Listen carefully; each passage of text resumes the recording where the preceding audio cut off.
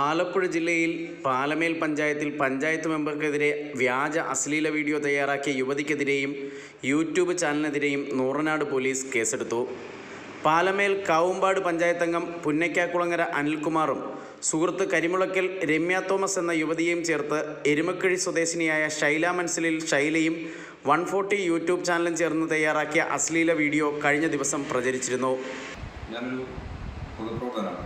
പാലമേൽ പഞ്ചായത്തിലെ 3-ാം വാർഡ് കാവുമ്പാട് എന്ന് പറയുന്ന വാർഡിലെ മെമ്പറാണ്.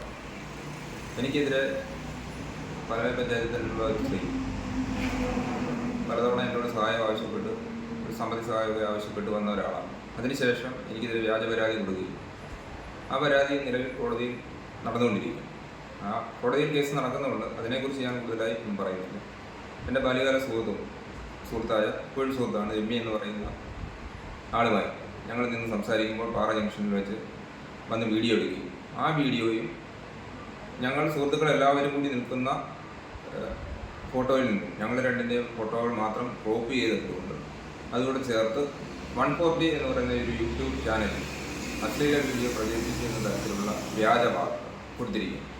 ഇതിനെതിരെ ഞങ്ങൾ നൂറാട് പോലീസ് സ്റ്റേഷനെ സമീപിക്കുകയും നൂറാട് പോലീസ് സ്റ്റേഷനിൽ FIR രജിസ്റ്റർ ചെയ്ത് ഈ 140 ചാനലിനെതിരെ ഈ ഫോട്ടോ പ്രചരിപ്പിച്ച ആളിനെതിരെ കേസെടുത്തിട്ടുള്ളതാണ്.